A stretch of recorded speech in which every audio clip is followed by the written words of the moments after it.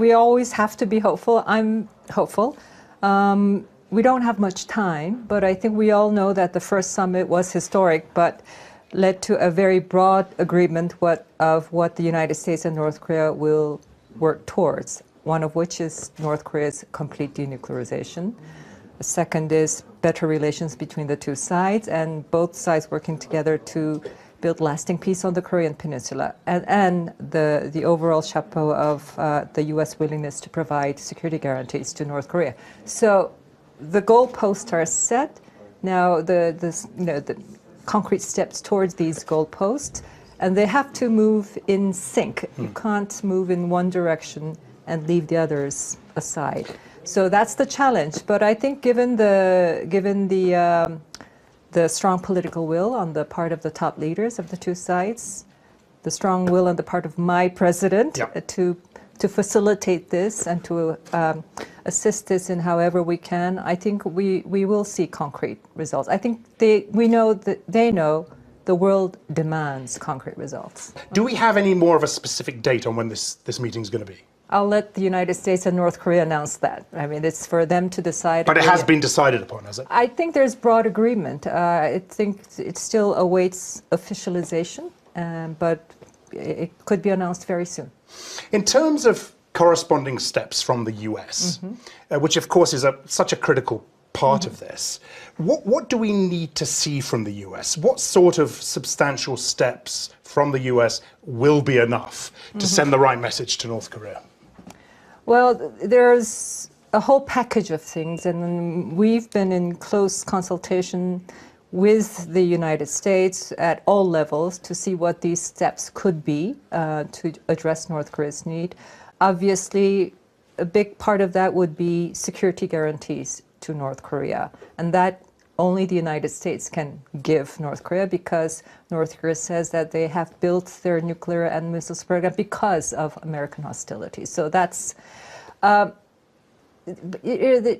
there's, I think we certainly think that the end of war declaration, which would be a political declaration, to signal to the world that we have definitely left behind hostilities and we are moving towards complete denuclearization, as well as building lasting peace on the Korean Peninsula with goodwill.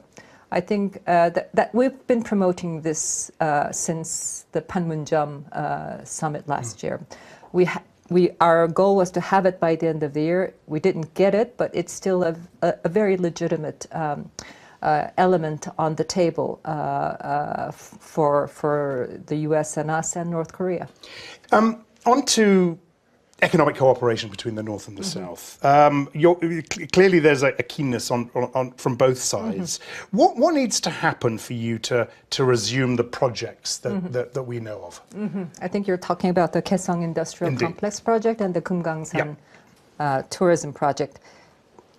There is a great desire on the part of the South Korean businesses who had been a part of that project. There is a great desire on the part of South Korean public wanting to go and visit Kumgang Mountain. Our fundamental basic approach in this is we do everything while adhering to and respecting the global sanctions regime. Now, there are things we can do within that regime. Big economic projects with North Korea is not, because that can only happen when the circumstances change with the sanctions. So at this point, my government is not reviewing the resumption. That will happen when North Korea makes concrete steps toward, we are assured that they are indeed moving towards complete denuclearization and that leading to a different sanctions situation. Has the South slipped on sanctions? There are suggestions that the South is being a little selective, perhaps a little inconsistent when it comes to the sanctions. Is there any truth to that? Not at all. Not at all. I think we probably, because geographically we're right there next to North Korea, where things move in and out, I think we have a location that's probably best suited to monitor and understand what's going on across the borders, whether it's with the shipments or so I think of all governments, I think we have been most active in making sure that the sanctions regime is faithfully implemented. Obviously, there are, glitches.